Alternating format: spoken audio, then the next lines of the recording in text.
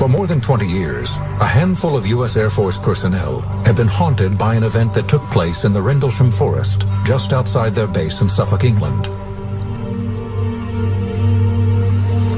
They maintain that for 2 nights in 1980, they experienced, up close, an encounter with an unidentified craft.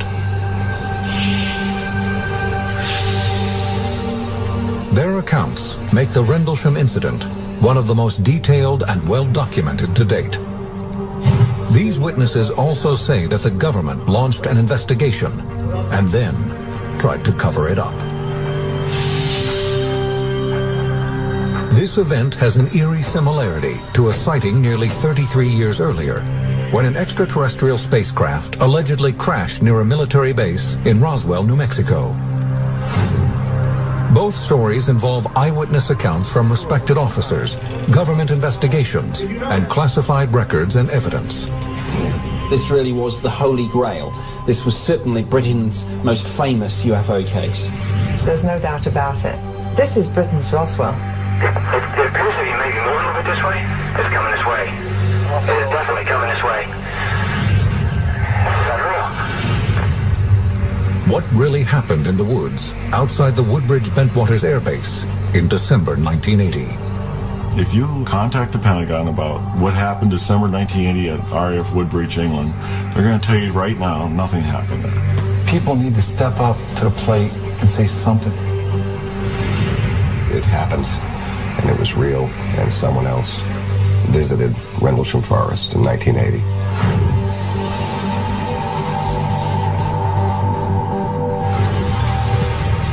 This is Bentwaters Royal Air Force Base. Located 70 miles northeast of London, the now dormant site was once a highly sophisticated military installation.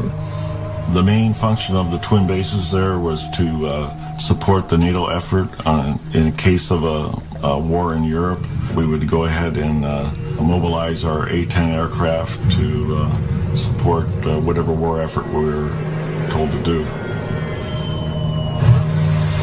In 1980, with Cold War tensions near their peak, Bentwaters and nearby Woodbridge air bases are operated by about 12,000 U.S. Air Force personnel, making it one of the largest NATO complexes in all of Europe. But the site, bordered by the dense Rendlesham Forest, has a secret. This was Bentwaters' weapons storage area. Exactly what was kept here is officially classified, but researchers and observers agree that a massive nuclear arsenal was stockpiled beneath these concrete bunkers. The extraordinarily secured underground bunkers with alternating layers of steel, concrete, earth, held something like 300,000 kilotons of nuclear ordnance. The American airmen who man this base are highly skilled. They're trained to deal with life and death situations with a cool, clear head. And that makes the events at Rendlesham even more mysterious, because what they saw on Christmas night 1980 made these thick-skinned military men shudder with fear. It's 3 a.m. Airman John Burroughs is patrolling the east gate of Woodbridge Air Base, part of his normal routine as a security policeman. Security did the airfields, weapon storage areas, and stuff like that. You controlled the entry of the base. The 20-year-old has been with the Air Force for almost 2 years and has been stationed at Bentwaters for about a year and a half. Tonight, there is nothing to observe but the stars overhead. It was cold that night. It was a clear night, pretty much. You know, it was a clear night. There's a little bit of fog. As he's walking, his superior, Bud Stevens, pulls up in a truck. He tracked me down and said, let's ride around for a while. The men drive into Rendlesham Forest. Suddenly, Sergeant Stevens notices a strange light in the woods just off the road. He said, whoa, is that normal? And I looked out and there was just a weird glow in the woods. I said, no, it's not normal. Burroughs can't shake a bad feeling. You know, you just felt a real sense of danger or something wasn't right. There were different colored lights, you know, like you see on a Christmas display, different colored lights that were blinking on and off. Alarmed, the men speed back to the gate to call the flight desk from a secure phone line. They do not want to broadcast the information over their radios. At Burroughs' insistence, the call is transferred to the base's Central Security Control, or CSC. The shift commander dispatches 26-year-old Sergeant Jim Peniston to the site. Peniston has been a security policeman with the Air Force for 7 years. They told me I need to go out the East Gate. We have a situation out there. I said, what type of situation? He said, well, I'd rather have the on-scene patrolman tell you what that is. And I says, well, can I wait? No, you gotta get out immediately. Within minutes, Peniston and his driver arrive at the East Gate. Burroughs and Stevens direct his attention to the woods. I seen this multicolor, yellow and red. It was about, 200-300 meters away. And it looked like an aircraft crash immediately. That's the color that you get from titanium and fuel burning. Peniston calls back to CSC and gets clearance to investigate a possible downed aircraft. If it is an aircraft crash, we can go ahead and, render assistance and set up security for it. As part of standard procedure, Sergeant Peniston tries to gather information from Bud Stevens. And I said, well, do you hear it crash, Bud? He said, no, it didn't crash. It landed. Stevens is too frightened to help with the investigation. He returns to his post, while Burroughs and Peniston proceed without him. Soon after, they speed off with a driver and head toward the mysterious light. When they can no longer maneuver the vehicle around the dense trees, Burroughs and Peniston proceed on foot. They walk about 50 meters and notice strong interference on their radios. The farther we got into the woods, it became more and more intermediate, where it was harder and harder to talk to him. Suddenly, Sergeant Peniston feels an electrical charge in the air. I've been in excitable situations before on duty, and I know the adrenaline feeling, but this here was different. You could feel it on your clothes, your face, your hair. The closer they move toward the light, the less the scene resembles a crash. Didn't have no smell of smoke, and it was too contained. It was just like one ball out there. And we came into a clearing, and then that's when it was like a bright light lit up the whole area. It was almost blinding. Sergeant Peniston moves within 10 feet of the object, and the bright light dims. As his eyes adjust, he has trouble understanding what he's seeing. I'm a rational person. I wanted a rational explanation of what was going on. I could not come up with one. Peniston snaps pictures with his military-issued camera. The craft was triangular in shape and measured probably 9 feet wide by about 8 feet high. I couldn't tell the front or back to it. I mean, there was no engines on one side or no cockpit or nothing like that. It was all completely smooth, the outside of the craft. He then circles the object, writing descriptions in a notepad. These are the notes he wrote that night. Surface is unknown. Identity unknown. No apparent landing gear present. No sound but appears to be operating somehow. Peniston's handwriting changes dramatically as he gets closer to the craft. I was really having problems with the type of craft. I keep saying it's unknown. I have a problem with understanding what I'm recording here. When he draws near enough, he reaches out and touches the object. The fabric of the craft was smooth, like glass. It was warm to the touch, but not hot. There wasn't like lights on it. Somehow it was in the fabric of the craft. On the front side of the object, Peniston notices several strange symbols. He copies them in his notebook as well. They were like markings, not numbers, not language. There were several, maybe 6 symbols, measuring 3 feet wide. I wasn't trained for what I was experiencing. Suddenly, the object emits a blinding flash of light. The men take cover. Then the object, whatever it was, lifted up, went up, and then moved back away over the trees. The speed of the craft leaving the area was, the best way to describe it is probably in a blink of an eye. I've never seen any craft move that fast in my entire Air Force career, and I don't think I ever will again. As the men slowly rise to their feet, their attention is drawn by another flash of light through the trees. At first they assume it is the craft, but on second glance they realize it is the Orford Ness Lighthouse, 5 miles away. Burroughs and Peniston check their radios. They're working again. It is now around 5 a.m., roughly 2 hours since they first spotted the mysterious lights in the woods. They contact the CSC, and their commander orders them to rendezvous with a security team back at the East Gate. So we were like, what are we going to say? We can't explain what we saw. We can't explain what just happened. Later that morning, the men are brought in for debriefing. Peniston is reluctant to divulge everything he witnessed. It was not a good career move to report exactly what we seen. I went into the shift commander's office with Burroughs, and we gave a sanitized briefing of what happened that night. After the debriefing, Peniston says the shift commander issues him a thinly veiled warning. Gentlemen, he says, Project Blue Book ended in 1969, and sometimes things are best left alone. Project Blue Book was the code name for the U.S. Air Force's controversial UFO investigation unit. During the course of our investigation, before it was disbanded, its goal was to determine if UFOs were a potential threat to national security.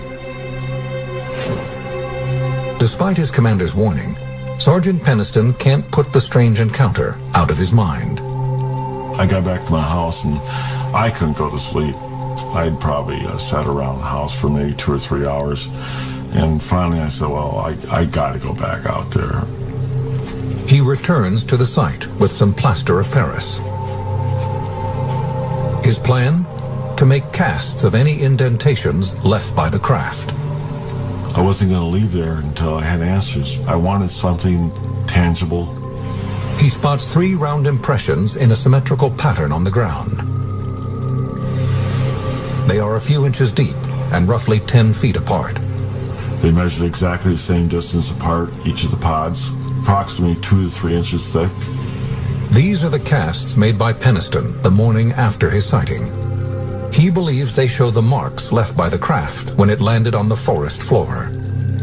He decides not to show them to his superiors. Along with his notes and roll of film, the sergeant now has the 3 plaster molds to help back up his story. But Peniston's physical evidence doesn't solve the mystery of Rendlesham. Just 2 nights later, the UFO returns. And this time, the deputy base commander makes a chilling record of his own encounter. Well, we're observing what appears to be a beam coming down to the ground. This is unreal.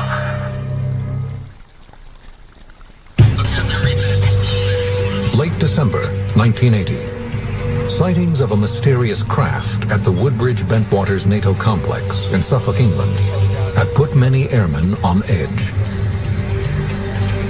The strange encounters began the night of the 25th, when airmen reported seeing unusual lights. By the early morning hours of the 26th, 2 men claimed to have come within a few feet of a landed craft in the neighboring forest. It's now the evening of the 27th. 40-year-old Deputy Base Commander Lieutenant Colonel Charles Halt attends a holiday party at the Officers Club. His celebration is cut short when one of his men arrives looking distressed. He showed up just white as a sheet. And he wasn't the type of person to get too excited too easily. He was a former Marine. He said, "It's back." We looked at each other and said, "What's back?" He said, "The UFO." After 2 nights of disturbing stories, Holt decides to investigate for himself. The police were spending more time looking in the sky than they were at the airplanes they were supposed to be protecting. It's time to put this to rest. Holt instructs a three-man security team to assemble their gear and meet him at his quarters. Within minutes, they head toward the Rendlesham Forest. By the time Holt arrives, a security cordon has been established around the perimeter of the woods. Holt is briefed on the situation and is told that the UFO is no longer visible. But the men are experiencing mysterious outages in their high-powered floodlights, called light-alls. Holt and his team collect their gear, a still camera, a Geiger counter for measuring radiation, and a night vision device called a starscope. I took my small personal cassette recorder, which I carry just about everywhere with me, just to record the events. The team heads into the dark woods. And I was going to investigate and show that there was definitely a good, reasonable explanation for everything. The following is the recording Holt made that night. 150 feet or more from the initial, I should say, suspected impact point. Heavy lift car can't get the light all to work. Seems to be some kind of mechanical problem. Along with the malfunctioning light-alls, Holt's team encounters the same radio interference experienced by Burroughs and Penniston 2 nights prior. They are walking through the area where Burroughs and Penniston reported seeing the unidentified craft, when Holt notices gashes in the bark of several trees. It looks as if they have been struck by a large object. Holt orders one of his men to take photographs.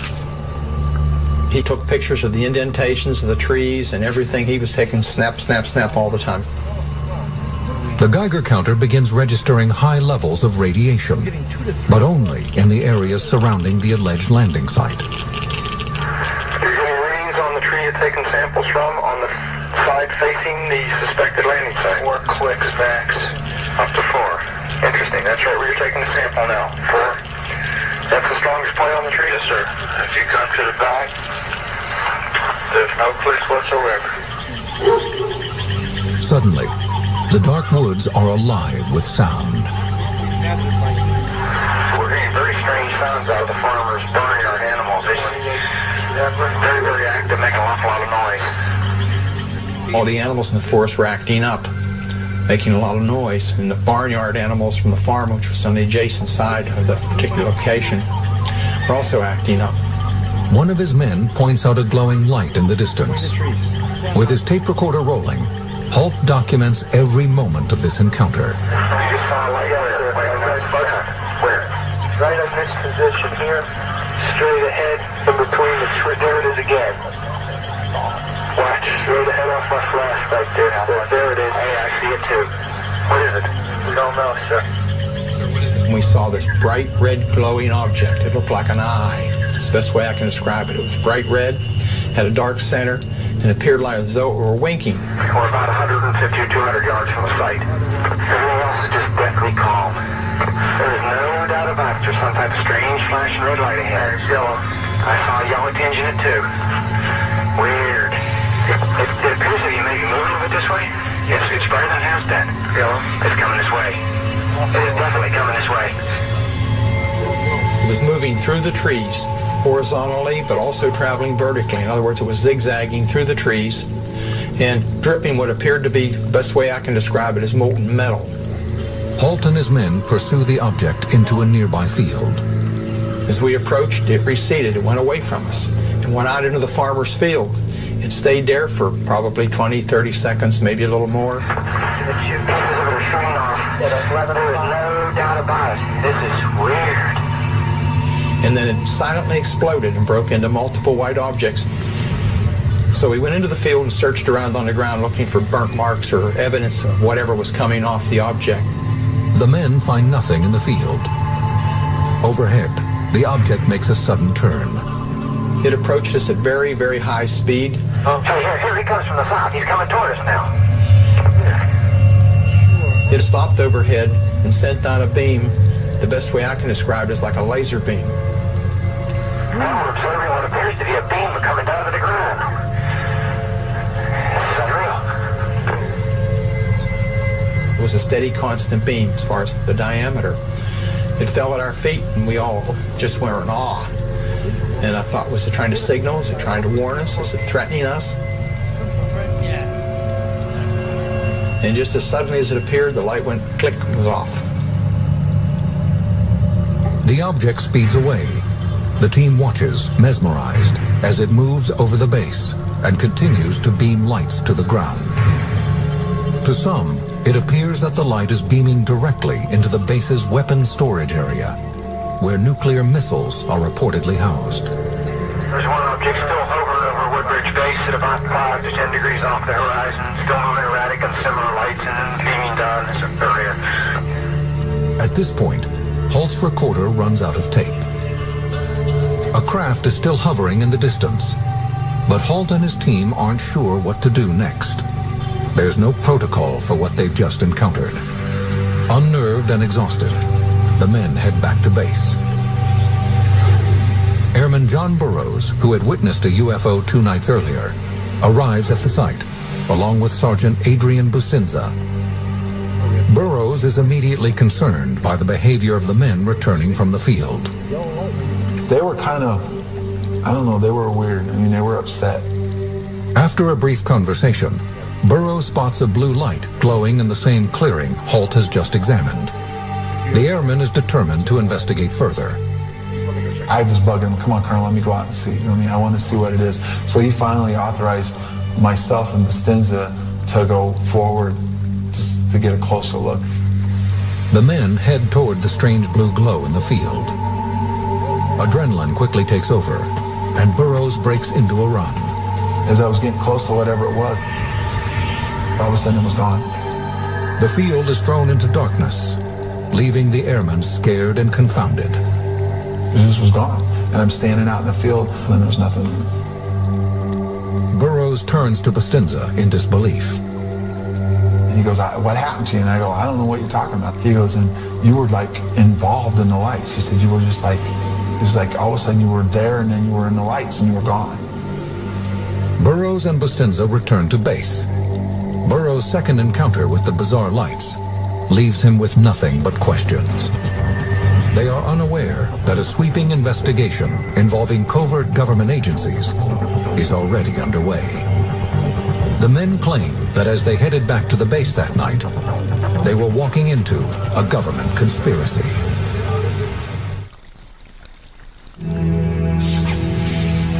January 1981.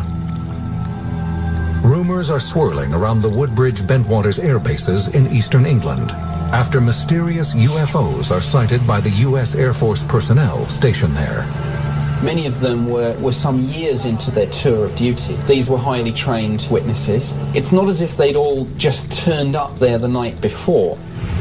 The military investigation that followed remains controversial to this day. Those who say they witnessed the UFOs believe the military was more interested in damage control than in finding the truth. What our government did in the name of secrecy to these individuals is absolutely shameful. According to these airmen, they soon became unwilling participants in a government cover-up. Initially, the investigation follows standard military procedure. Deputy Base Commander Charles Holt, a witness himself, begins debriefing the airmen who reported seeing the craft. I had no choice. I couldn't ignore it. There were so many witnesses and so many people at so many different places. John Burroughs, who witnessed the UFOs on both nights, says his interview is clear-cut. He took our statements, kind of looked at them, said it was really a wild thing, and there's really no explanation for what's going on, and that's how it was kind of left. Others, like Sergeant Jim Peniston, say that after their meeting with Holt, a long and disturbing process begins. 2 weeks after his initial interview, Peniston is called for another debriefing. This time, it is with a high-ranking team of investigators, the OSI. The OSI is the Office of Special Investigations. It's, how shall I say, the discreet police is one way to put it. And they are there to police the US Air Force. And they can actually walk into an office of a general and, you know, even arrest him, if you like. That's how powerful they are. When Peniston enters the room, the mood is ominous. He begins to give a statement and offers the investigators sketches and notes of his encounter. According to Peniston, the rest of the interview is a blur. To this day, he has a difficult time recalling precisely what tactics the OSI used to extract his information. They took extra steps to make sure I was telling the truth. Sodium pentothal. I'm sure I gave a release for that.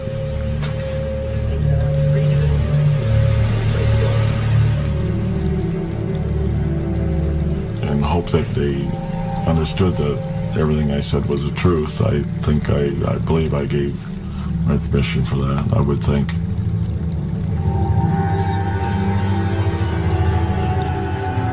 To Peniston, the military's investigation takes on a sinister tone as more men are called in for questioning.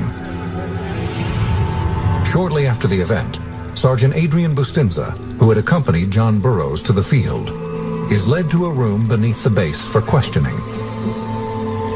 Even now, Bustinza refuses to speak publicly about the events of that night. According to author Georgina Bruni, he later confided in her. They said to him, look, you know, what you saw was a light from the local lighthouse. And he said, no, I saw much more than that. It was more than that.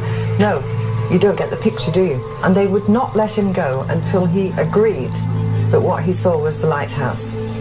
And the moment they said to him, bullets are cheap, a dime a dozen, is when he said, okay, it was the lighthouse. Other witnesses also say they are told to drop their stories about seeing a UFO. We were told that we couldn't talk about it, was to treat it as top secret, and that was it. We never talked about it. According to Airman Burroughs, the signs of a government cover-up are obvious. Shortly after his interrogation, Burroughs is back on guard duty. As he makes his rounds, he can see that the woods are bustling with activity. There was vehicles leaving Woodbridge going out to the forest. There was helicopters flying around out there, so there was some stuff going on out there. Exactly what, I don't know. Deputy Base Commander Charles Holt is also aware of covert activities going on at the base. I heard some stories that were substantiated by several people that a plane load of people did come in a day or so later and did do a lot of investigating. Peniston and Holt claim they took pictures of the mysterious craft they encountered. But when the prints return from the base's photo lab, they are blank. The pictures are whited out, most of them. I thought that was really unusual, and I believe that the photos that I got were intentionally just whited out photographs. That's what I believe. Even Lieutenant Colonel Holt, the highest ranking eyewitness, believes he is being kept in the dark by the military. As the investigation continues, he's asked to type up a memo based on his interviews with other witnesses and submit it to his superiors. Holt's understanding is that the document will be shared with the British government. Holt does as he is told and submits a memo entitled Unexplained Lights. He writes, the individuals reported seeing a strange glowing object in the forest. The object was described as being metallic in appearance and triangular in shape. It is not a definitive report.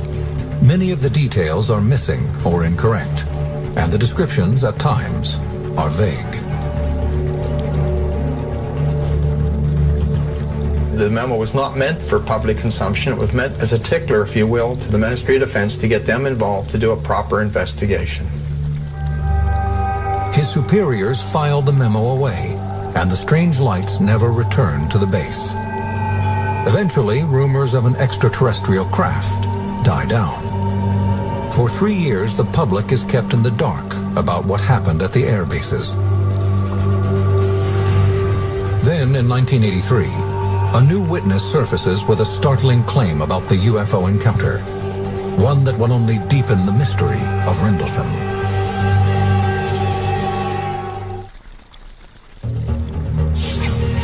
October 2nd, 1983. The British Sunday tabloid News of the World hits newsstands with the headline, UFO lands in Suffolk, and that's official. The article claims that a mysterious craft, moving under intelligent control, invaded the skies above the Woodbridge Bentwaters air bases in late December 1980. But most intriguing is the offering of a piece of written evidence. An official U.S. Air Force memo confirming the alleged sightings. The document was written by one of the men who encountered the mysterious object, Deputy Base Commander Charles Holt. Every local radio, TV station, Japanese TV, German TV, I had people swarming all over the place wanting to know the real story. From there onwards, every single newspaper in the United Kingdom was featuring this story for about a week.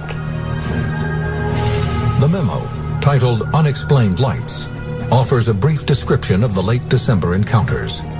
It includes Jim Peniston's description of a strange object that maneuvered through the trees, as well as Holt's account of a red sun-like object in the night sky. But how was the story leaked to the public? The document, known as the Holt Memo, was brought to light by Larry Warren, a former Air Force security policeman at Bentwaters. He's blunt when he explains why he did it. I wanted to drag people right by their hair through the thing and say, this happened. He was the one who brought this whole thing to public attention. It was his information specifically that resulted in a Freedom of Information Act that resulted in the release of the so-called Holt document. And once that single sheet of paper was out, the toothpaste was out of the tube. Warren has received both praise and criticism for his candidness. The story he tells begins like the others, but the ending is even more bizarre. In late 1980, Warren was a 19-year-old security policeman stationed at Bentwaters. According to Warren, after midnight on December 29th, he is removed from his post and ordered to the woods to assist with Colonel Holt's investigation. When he reaches a clearing, he sees a group of military personnel surrounding a glowing object. In this field was this object on the ground. It's like a science fiction movie, but there was something alive associated with it. It didn't come out any doors. There were no windows. It was this thing, and it was changing all the time. As he draws within a few feet of the craft, Warren says he witnesses an amazing sight. There are officers and airmen facing the object, and 3 small glowing entities standing in the light. What he observes and the other men observe that are in proximity is 3 humanoid shapes. There was something separate from it with these 3, what you would perceive as kids. Warren then watches as a senior officer begins communicating with the beings. The senior people there seemed to be following like a protocol. It seemed to be there was a procedure. Warren is then pulled from the clearing. He's given no explanation for what he's just seen. The next day, he says he is brought into a room with other witnesses for debriefing. He remembers a film projector and 3 men in suits. They showed us the different films of UFO military activity going back probably, I don't know, the 40s. Like other witnesses, Warren says the more he is questioned, the more distorted his memories become. He remembers what happens next as a series of scenes that make little sense. Warren recalls being taken against his will by men in dark suits, then being led to an underground facility on the base. I remember being on a table and people talking to me and, you know, doctors and Air Force people behind them. I have another memory of being in a kind of like a mess hall and trying to eat something and kind of being alone at a table. It's imagery. I mean, this could all have been plugged into my head. Warren says he isn't sure if what he remembers is real, or if these images were planted by military investigators in order to confuse him and distract him from what really occurred. After the Rendlesham story breaks, Warren's accusations infuriate other witnesses. These airmen and officers say they too want the truth revealed, but that Warren's story is anything but. It hurt the whole incident as far as this is something really did happen to us, but there's no way, the way he was describing it, what happened to us, and it wasn't fair to the people that were involved to have that kind of extreme stuff come out. Parts of his story do correspond with other eyewitness accounts. Warren, like Charles Holt and Jim Peniston, recalls seeing a glowing craft in a clearing of the Rendlesham Woods shortly after Christmas 1980. But Larry Warren is the only airman who claims he saw alien life forms. Another problem with Warren's version of events is that no one can remember seeing him in the woods on the night in question. Nobody ever recalls him being out there that night. Nobody I've talked to all the players and just about everybody that was on even the fringes, and nobody remembers seeing Larry Warren anywhere except around the base in training. Warren remains steadfast in his convictions. I've never lost a minute's sleep over my role in this. I've never intentionally misrepresented anything, lied, or tried to gain anything unfairly. The contradictions surrounding the Rendlesham case have proven frustrating for UFO researchers. While there are multiple credible witnesses, airmen trained to be good observers and remain calm under extreme circumstances, the discrepancies between their stories are difficult to ignore. In the years that follow, researchers struggle to unravel the mystery. Then, in 2002, declassified government files reveal new facts about those mysterious nights in the woods. And which could have been the spot where the alien craft landed. Since 1983, the Rendlesham UFO incident has garnered attention around the world. But to this day, there is still no explanation for what U.S. Air Force personnel claimed they saw in the woods and skies of Suffolk, England. Some experts who have reviewed the reports of strange lights and a glowing spacecraft have concluded that these sightings are a simple case of optical illusion. Retired Air Force Major and astronomer James McGahey learned about the incident by chance. I first heard about the Rendlesham Forest case in 1983 when I was at the base conducting a military exercise there on temporary duty. During his tour, he discovers that 5 miles from the twin bases, on the shores of the North Sea, sits the Orford Ness Lighthouse. McGahey feels that witnesses mistook this lighthouse for a UFO. If you're out in a dark sky on a cold night in December, and a lighthouse is swinging through the trees with this bright beam of light passing through the trees, it's going to have some strange, unusual effects. Light is going to get scattered by the trees. John Burroughs did mention this lighthouse in his first statement to his superiors. In the report, he says that after the mysterious lights disappeared, he thought the lighthouse was another craft, but quickly realized his mistake. I want to clarify something. This is always somebody tries to twist it. If you read the statement, especially mine, it clearly distinguishes between what we saw at the beginning and then we did see a beacon light and we followed it. Nowhere in my statement does it say I felt the beacon light was the object. I've done a whole lot of research on this lighthouse. You know, you can talk about it from here to eternity. And there's absolutely no way that a lighthouse can travel 5 miles, go in and out of trees, shoot beams down to the ground. So anyway, it's not a lighthouse.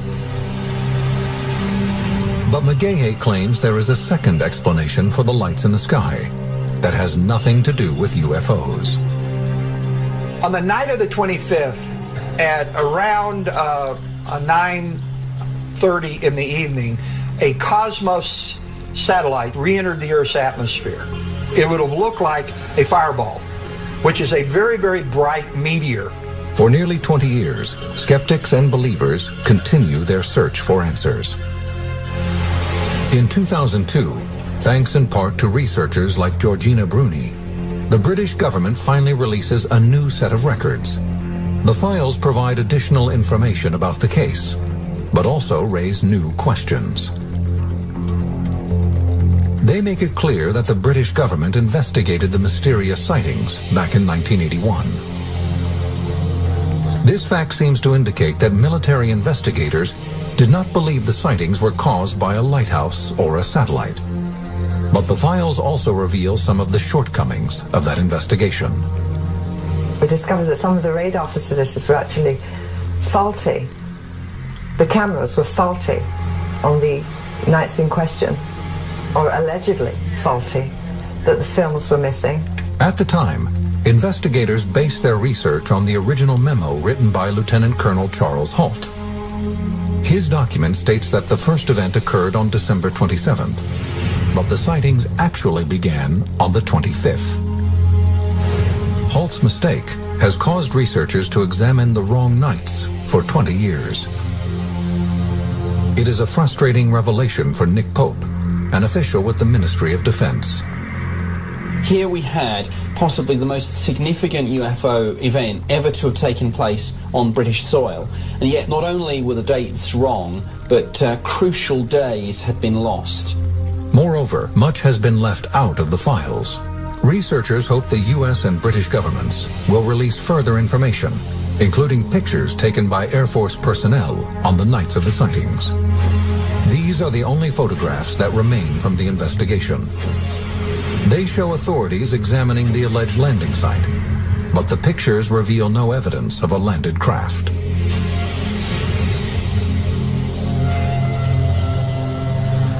The U.S. Air Force's official stance is that the events were no threat to national security. To many, this statement doesn't ring true. If, in fact, nuclear weapons were housed at the base, then the military would have been very concerned about reports of an unidentified aircraft.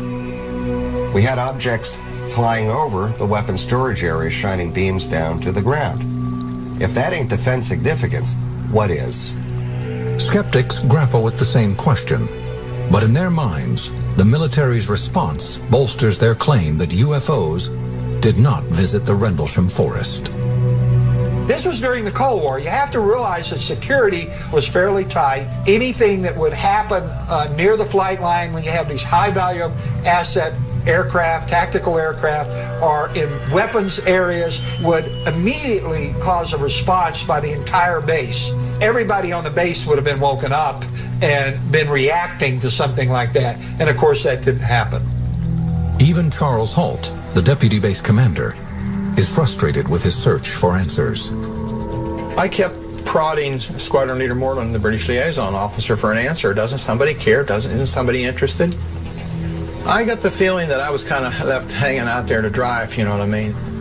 Though they continue to press the government for more information. In this documentary, you will see miraculous UFO footage that has been authenticated by top UFO. The documentary featured an extensive summary of the footage, the canisters containing the footage, an expert analysis from the likes of Stanton Friedman. One film expert noted in the documentary that the footage came in an old Soviet canister that had information labeled on it that was consistent with info written directly on the film reel. The numbers on the film's header matched the canisters they came. The header of the film had the crest of the KGB on it, and the term for top secret is shown in the first few seconds of this footage and image to the right. Having real-looking alien footage is one thing, but including the original film reel canisters means you are extremely close to proving 100% authenticity. This is something that has traditionally lacked in other more popular alien videos such as the widely known Alien Autopsy or the Alien Interview videos. 3. Several KGB documents. In the documentary, several KGB documents are produced to prove the film is authentic, along with credible testimony from a former Soviet KGB operative who claims to know about the event. At first everyone believed that those debris were part of some novelty aircraft manufactured in the United States or England, said Pavel Klimchenkov, a former KGB operative, but having done some measurements material analysis, we came to the conclusion that none of the domestic or foreign manufacturers known to us could have produced this apparatus, at least not in the conditions existing on this planet.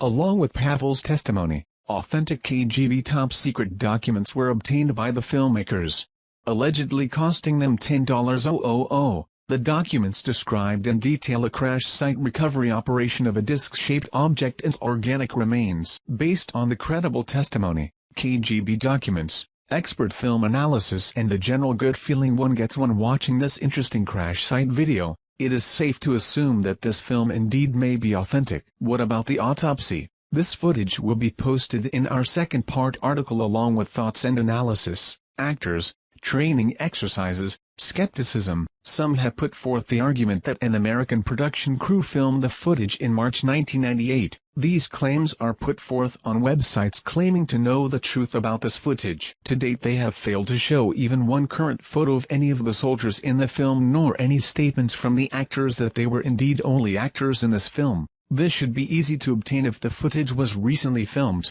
Some have put forth the argument that an American production crew filmed the footage in March 1998. These claims are put forth on websites claiming to know the truth about this footage. To date they have failed to show even one current photo of any of the soldiers in the film nor any statements from the actors that they were indeed only actors in this film. This should be easy to obtain if the footage was recently filmed. Another theory suggests the film was a training exercise. Yet no one has produced witnesses verifying this claim. One skeptical viewpoint suggests that the object's thickness is far too small to support any would-be alien pilot. The craft's outer edge as seen on the image is only 12 to 36 inches. However, it is not necessarily indicative of the overall thickness of the craft. The image was taken from the only part in the video sequence where the craft's edge is visible, and since the camera never goes behind, there is no way to tell how much depth the craft may have on the other side. Additionally, if you consider the side facing us may actually be the bottom, we can easily see that this craft can easily fit the traditional flying saucer shape as demonstrated by the below images. In this documentary they claim that, since they only were able to acquire 4 canisters of film, more film footage of this incident is available, such as the entire digging, cleanup, and inside the craft investigation. To this date, almost a decade after it went public, no other videos have surfaced. A UFO crash site allegedly filmed by the Russian KGB in March of 1969 in the Sverdlovsk region of Russia. The footage was later obtained by documentary filmmakers who then published the movie. The secret KGB UFO files. A film expert noted in the documentary that the film came in an old Soviet film can and the numbers on the film's header match the cans they came in. The header of the film has the crest of the KGB on it and the term for top secret. An autopsy of the alleged pilot of the UFO is seen in the documentary film. Soviet doctors examined the burnt torso of the entity and it is revealed that the 3 doctors died 1 week later, all from cerebral hemorrhages. Death certificates are presented as proof. Several KGB documents are produced to prove the film is authentic. Some have put forth the argument that an American production crew filmed the footage in March 1998.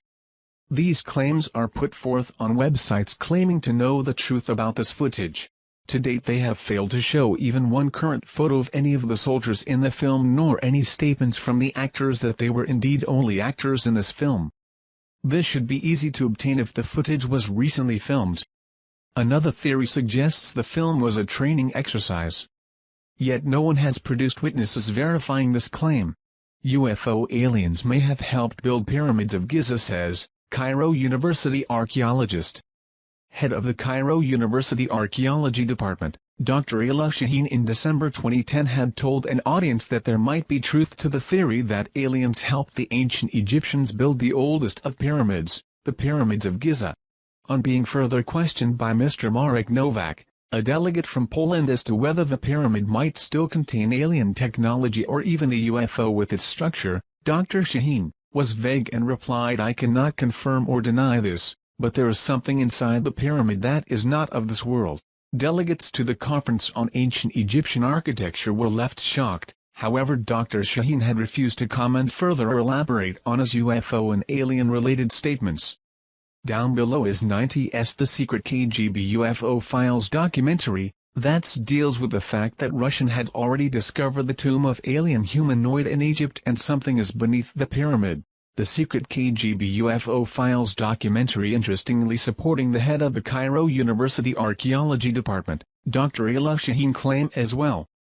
Actually, ancient Egyptian writings very often talk of beings from the sky opening and bright lights coming down to teach them technology and give them wisdom. Many pictures and symbols resemble UFOs and aliens.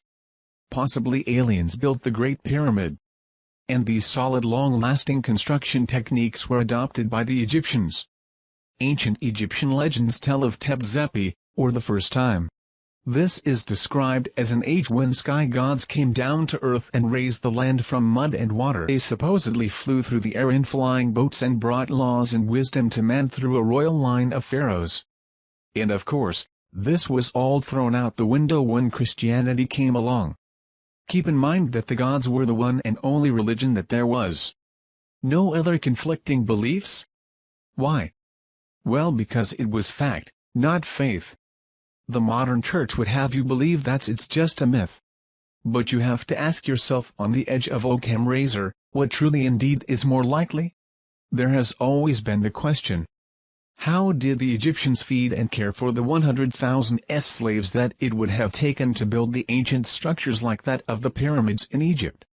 1 minute it is a very backwards country and almost overnight a highly advanced and technological culture sprung into existence.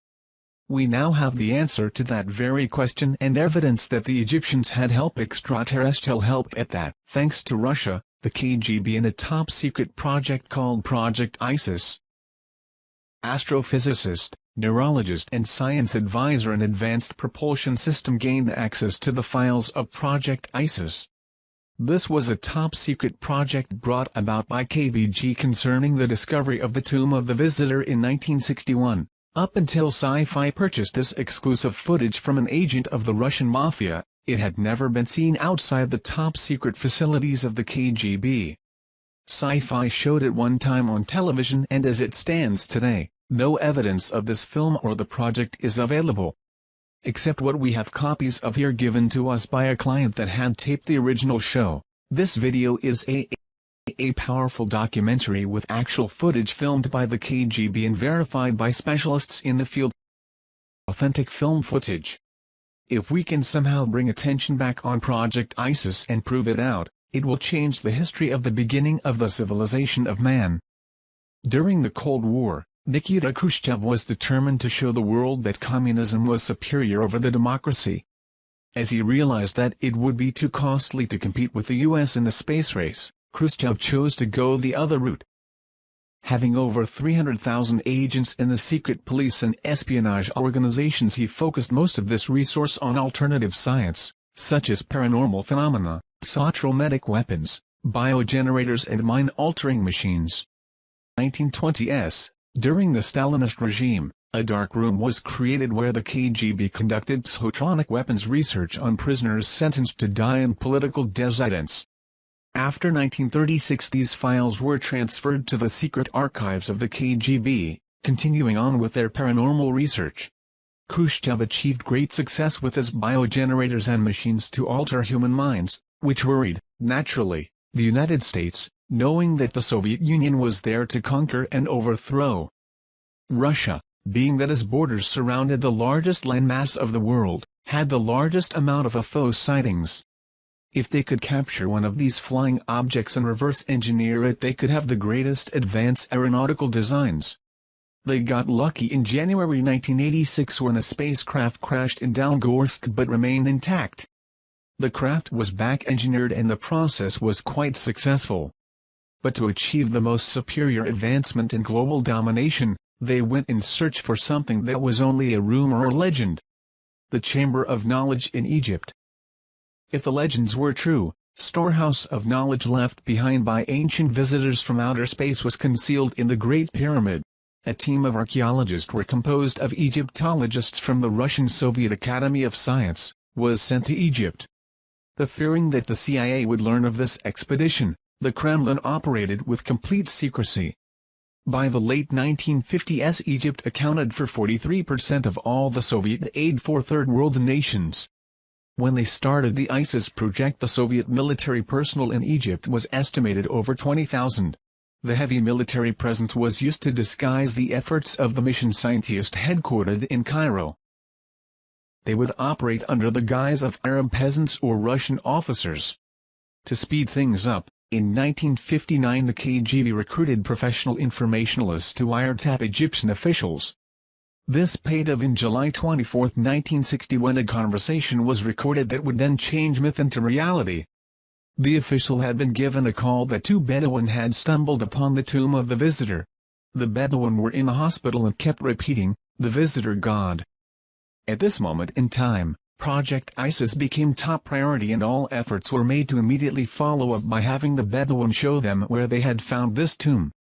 SCIFI was able to purchase several documents and film footage as to the KGB documentations of their findings. Taken out of Egypt and brought to the secret facility of the KGB was this memo to high-ranking KGB official. My agents had secured the notes of one of the scientists working on the tomb of the visitor findings. Another was the inventory of contents taken from the tomb as follows.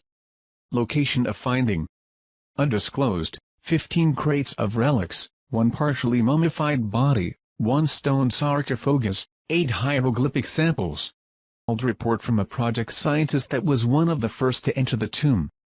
During the inspection of the wall segment we noted that a strange magnet-repulsive force seemed to be emanating from the rock. We were unable to find any scientific explanation. Cryptologist report. Partial decoded message on tomb wall indicating a prophecy of the return of the winged gods.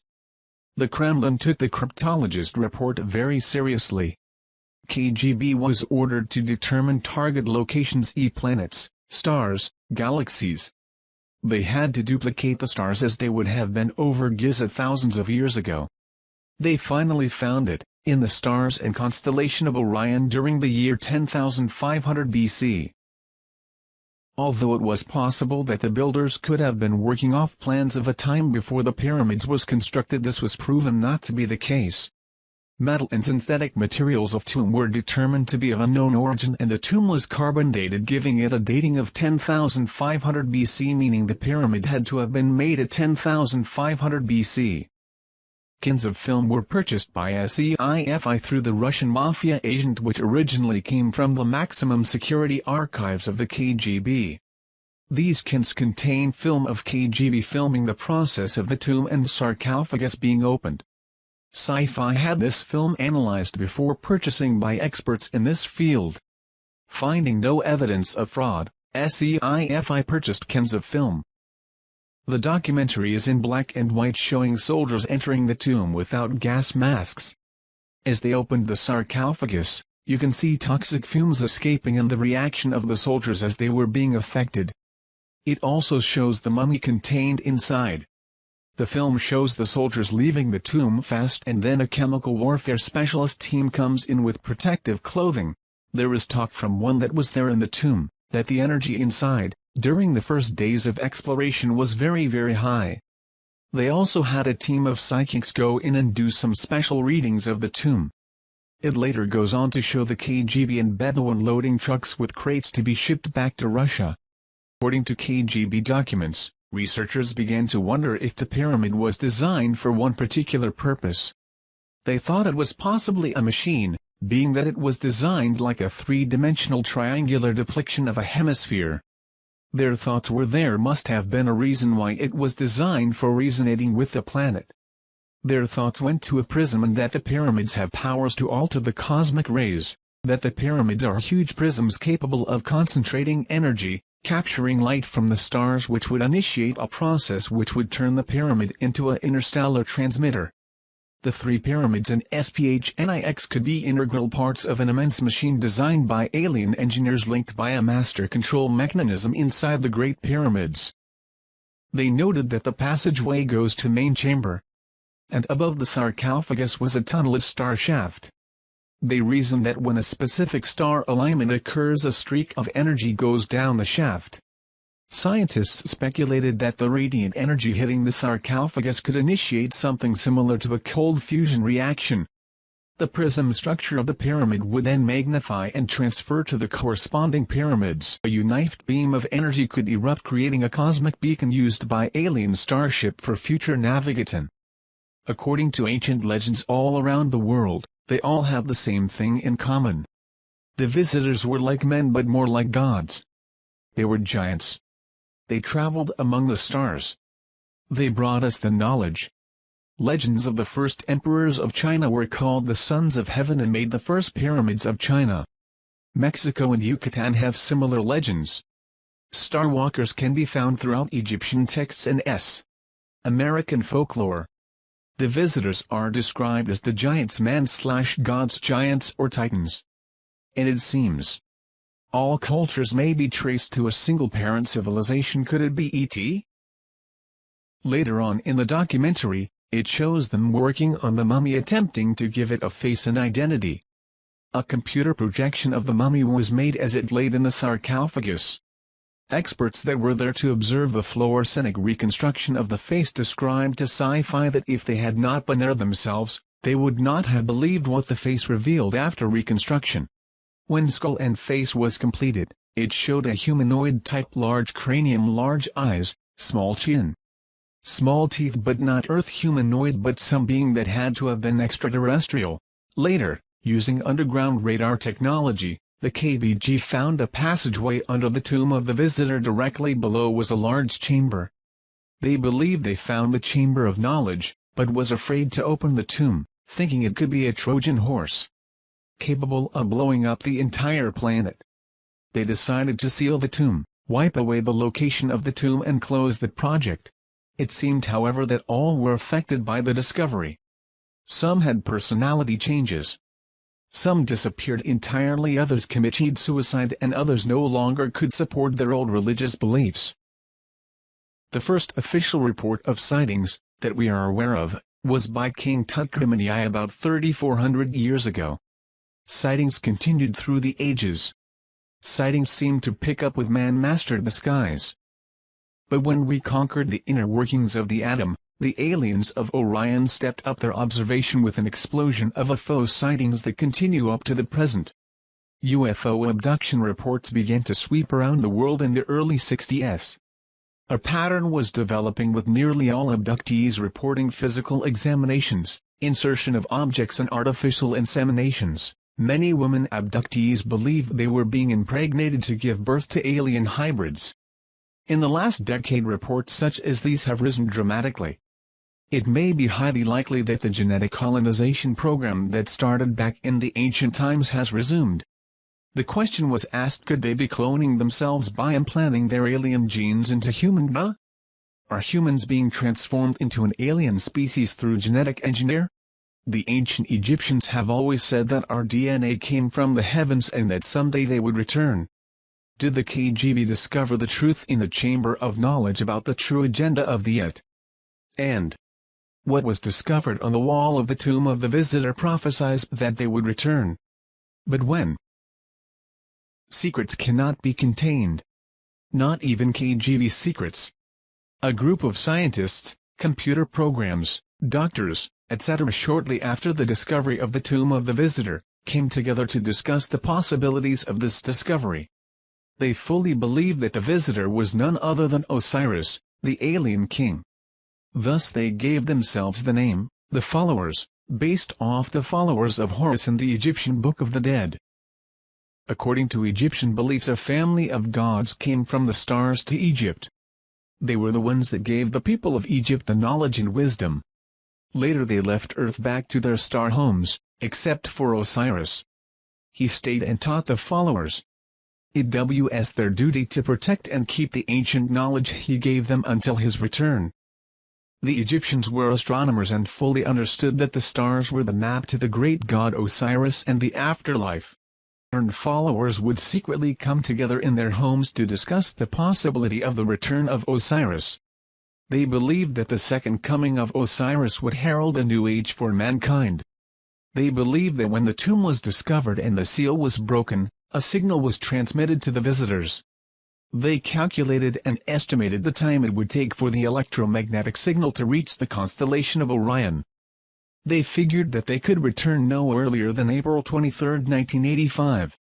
With that time frame in mind, the group left Russia and took off to Egypt, never to return. The only remains left behind of their meeting with the visitors was a newspaper clippage found in the KGB archives of a group of tourists disappearing in the middle of the night in Egypt, 1985. And one home movie project with film. This film showed the group in front of the pyramid at night. It shows a light appearing in the sky, the group dropping to their knees in prayer, the light becoming brighter, and then nothingness.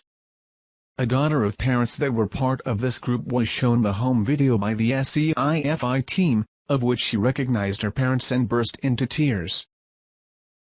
Did anyone happen to see a documentary on sci-fi called Secret KGB UFO Files? I happened to catch this yesterday, and while I'm leaning to the side of skepticism, I have to admit that it was intriguing. Basically, the story goes, in the early 60s the KGB discovered a tomb at the Geyser Plateau containing an UFO. Luckily there was film footage, haha.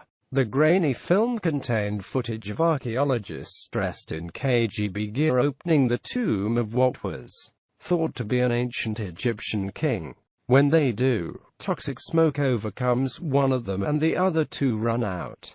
It is later learned that the body isn't human. The footage looked as if it had been produced to look old. Also included were shots of psychics levitating in the tomb. One thing that caught my attention is the archaeologist that was supposed to have been claimed by the toxic smoke was later helping move crates of evidence down some stairs. Despite the curious film footage, the documentary was very interesting and had me glued from the jump. For decades, American agencies have stockpiled information on UFOs. So did their counterparts behind the Iron Curtain. Soldiers, scientists and spies all paint a disturbing picture of the KGB's secret campaign. Is this the stunning proof that the Soviets recovered something not from this earth? When US researchers began looking into just how much the Soviet government knew about UFOs and extraterrestrial visitation, they were not surprised to learn that the Russians took the subject very seriously.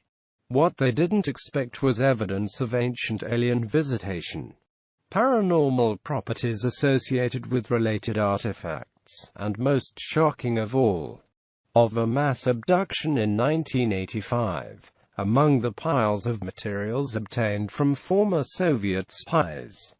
Some extremely puzzling and disturbing documents and film footage surfaced confirming rumors, which had been circulating for decades. In the late 1950s and 60s, the Russians became very interested in a number of unusual and newly discovered archaeological sites in Egypt by interpreting ancient symbols. One of those sites was believed to contain the remains of a life form not from Earth. Startling top-secret film footage, never before seen outside the Kremlin, confirms the Soviet mission to recover and analyze these remains. Join host Roger Moore in an exclusive investigation into one of the most compelling events of our time.